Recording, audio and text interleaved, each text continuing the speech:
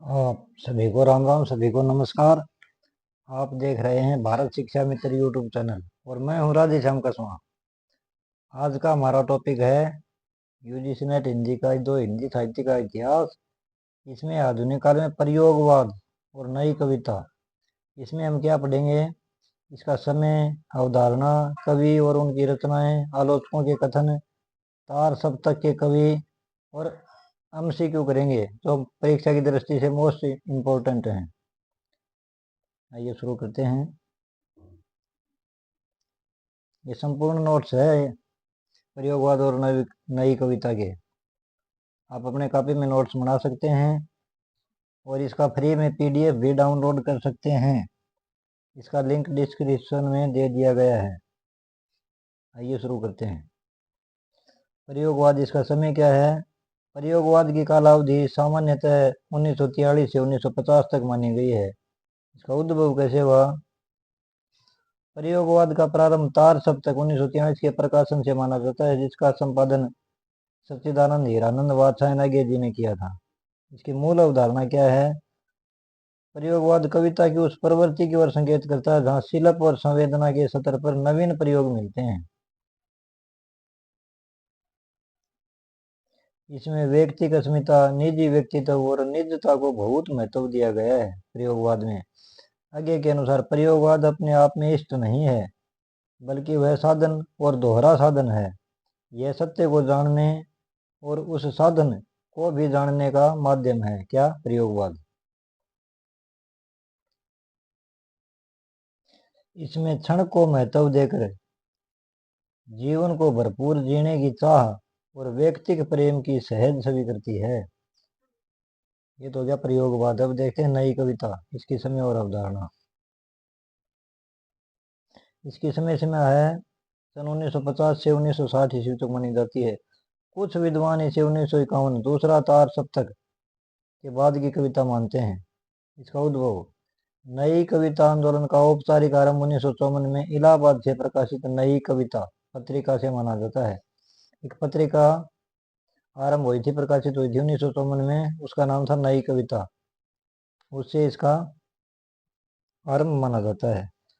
और इस पत्रिका के संपादक थे जगदीश गुप्त, राम स्वरूप चतुर्वेदी और विजय देव नारायण शाही। मुख्य विशेषताएं क्या हैं? लघु मानव की प्रतिष्ठा। नई कविता में लघु मानव को केंद्र में रखा गया है, जिसमें उसकी अच्छाइयों और बुराइयों सहित समग्रता का चित्रण है, मतलब कोई चीज छुपाई नहीं गई है। वाद मुक्ति, यह किसी भी वाद जैसे प्रगतिवाद, प्रयोगवाद, छायावाद की कट्टरता से मुक्त होने का आग्रह करती है। अनुभूति की सच्चाई, इसमें स्वानुभूति मतलब खुद की अनुभूति पर जोर दिया गया है। कवि सत्य को उसी रूप में प्रस्तुत करता है जैसा वह उसे अनुभव करता है, जैसा उसने मतलब भोगा है। क्षणवाद और जिजीविषा, जीवन के एक एक क्षण को सत्य मानना और उसे सघन रूप से भोगने की लालसा इसकी प्रमुख विशेषता है। किसकी? नई कविता की। परंपरा का स्वीकार, नई कविता परंपरावादी दृढ़ता का विरोध करती है, क्योंकि वह मानव विवेक को कुंठित करती है। प्रयोगवाद और नई कविता में मुख्य अंतर क्या है? आधार देखते हैं पहले तो। प्रयोगवाद 1943 से 1950 और नई कविता 50 से 60 ईस्वी। इसकी प्रकृति क्या है? यह प्रगतिवाद की प्रक्रिया स्वरूप उपजी थी। ये एक स्वाभाविक गति से आगे बढ़ी और प्रयोगवाद का विकसित रूप है। दृष्टिकोण, इसमें व्यक्तिगता के स्वर अत्यंत तीव्र और आत्म केंद्रित हैं। यह व्यक्तिगता और सामाजिकता में सामंजस्य स्थापित करती है। व्यक्तिगता के स्वर अत्यंत तीव्र और आत्म केंद्रित किसमें है? प्रयोगवाद में। और यह नवी कविता में व्यक्तिगता और सामाजिकता में सामंजस्य स्थापित करती है। इसका भाव क्या है दोनों का? ये द्वंद्व और प्रतिक्रिया की कविता है, मतलब प्रयोगवाद। और यह संश्लेषण और सामंजस्य की कविता है। ये नई कविता है, ये प्रयोगवाद है। आस्था,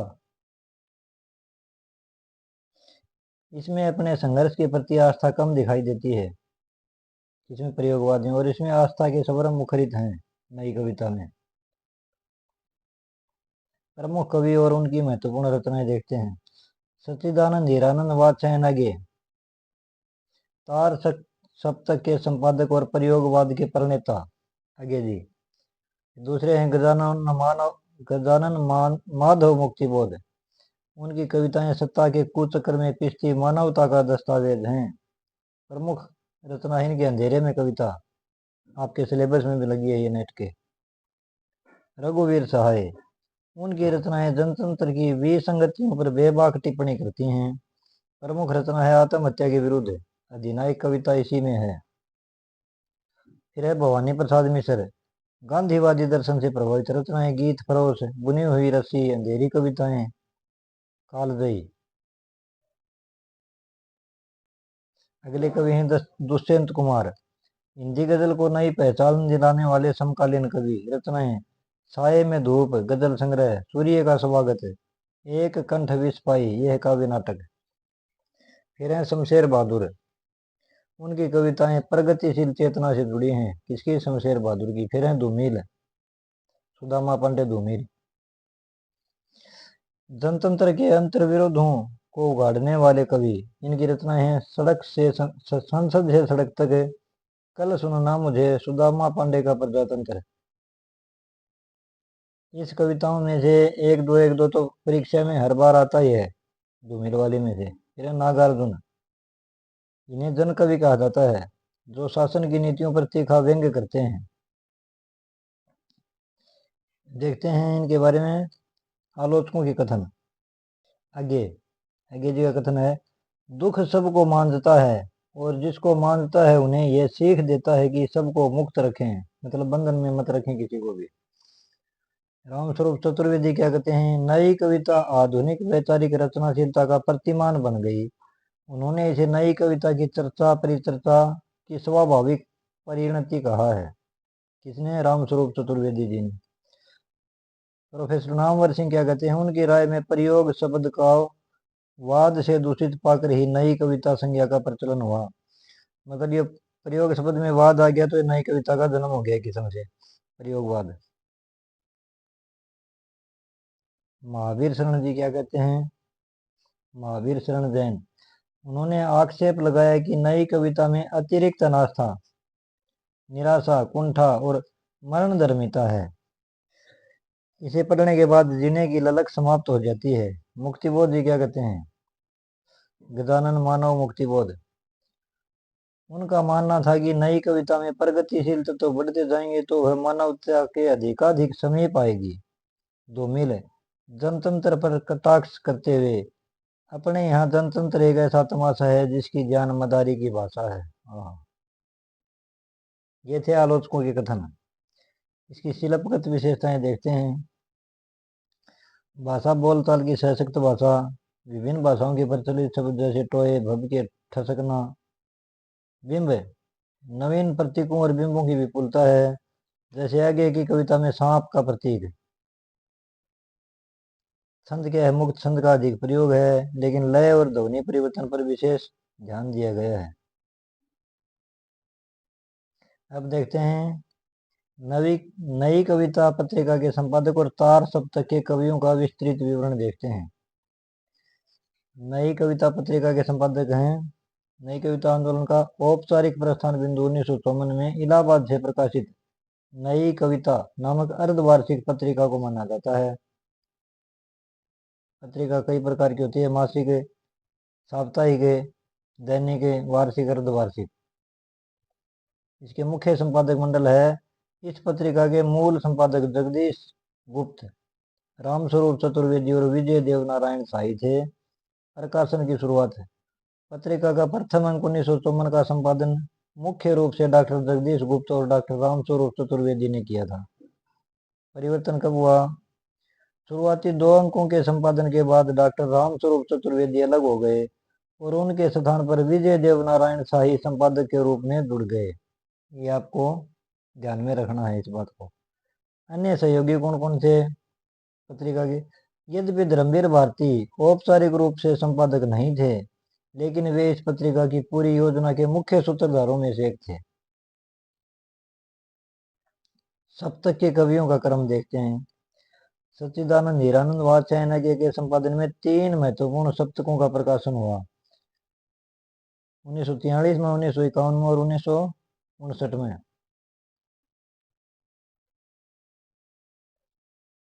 जो प्रयोगवाद और नई कविता के आधार स्तंभ बने ये तीनों सप्तक। इनको याद रखने की ट्रिक है कि अमोने प्रभा घबरा। अमोने ए मतलब अगे, मो मतलब मुक्ति बोध, ने मतलब नेमी चंद्र जैन, पर प्रभाकर, गय गिरिजा कुमार माथुर, भय भारत भूषण, रा राम विलास। इनके नाम हैं गजानन मानव मुक्ति बोध, नेमी चंद्र जैन, भारत भूषण अग्रवाल, प्रभाकर माचवे, गिरिजा कुमार माथुर, राम विलास शर्मा और आगे संपादक एवं कवि हैं इनके।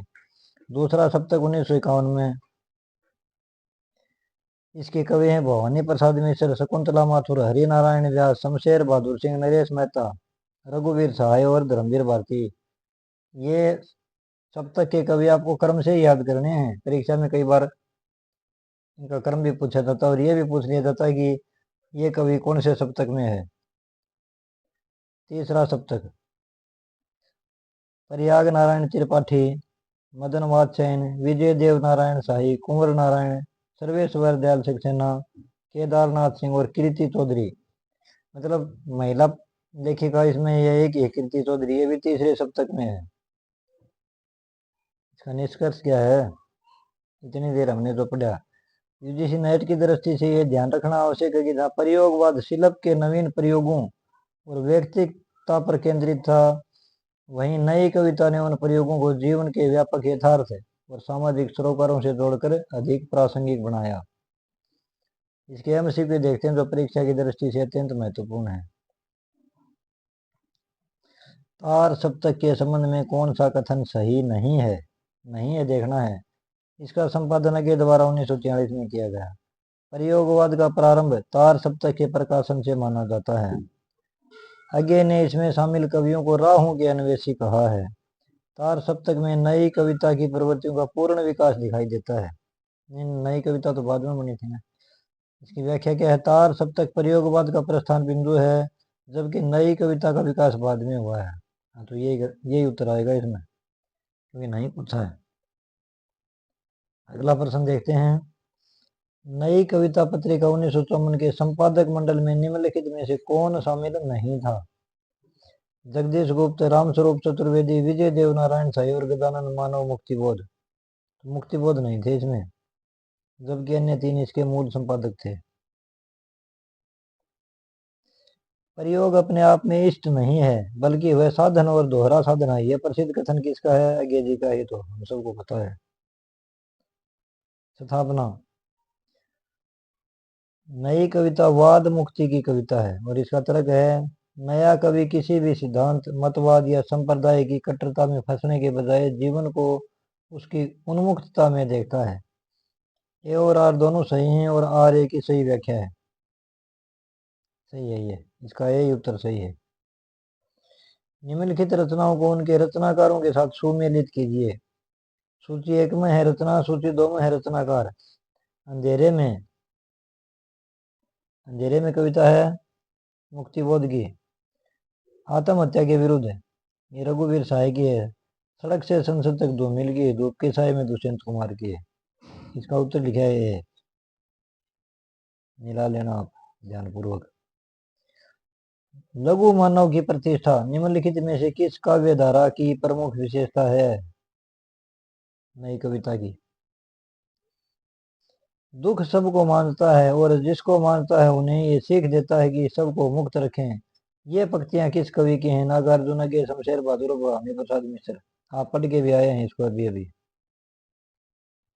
आगे जी की। नई कविता के संदर्भ में निम्नलिखित कथनों पर विचार कीजिए। इसमें स्वानुभूति पर विशेष बल दिया गया है। यह परंपरावादी जड़ता का विरोध करती है क्योंकि वह मानव विवेक को कुंठित करती है। नई कविता केवल शहरी परिवेश की संवेदनाओं तक सीमित है। आपको इसमें से सही विकल्प चुनना है। उत्तर है, नई कविता में शहरी और ग्रामीण दोनों परिवेशों के कवि शामिल हैं।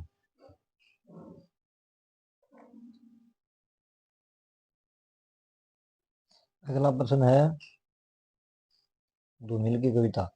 एक आदमी रोटी बेलता है, एक आदमी रोटी खाता है और एक तीसरा आदमी भी है जो न रोटी बेलता है न रोटी खाता है, वह सिर्फ रोटी से खेलता है। ये पंक्तियां किस कवि की हैं। सुदामा पांडे धूमिल की है, ये तो बहुत प्रसिद्ध कविता है। किस आलोचक ने यह आक्षेप लगाया कि नई कविता में अतिरिक्त अनास्था, निराशा, कुंठा और मरणधर्मिता है? डॉक्टर रामस्वरूप चतुर्वेदी, महावीर शरण जैन, नामवर सिंह और नवल किशोर, नंद किशोर नवल। इसका उत्तर है महावीर शरण जैन, प्रोफेसर महावीर शरण जैन जी। ये था आज का हमारा पाठ। अगर आपको एक क्लास पसंद आई हो तो कृपया लाइक, शेयर एवं सब्सक्राइब करें जी। और अपना कोई भी डाउट हो तो कमेंट में ज़रूर लिखें। और इसका अगर पीडीएफ चाहिए तो आप फ्री डाउनलोड कर सकते हैं, डिस्क्रिप्शन में लिंक दिया गया है। धन्यवाद आप सबका, मिलते हैं अगली क्लास में।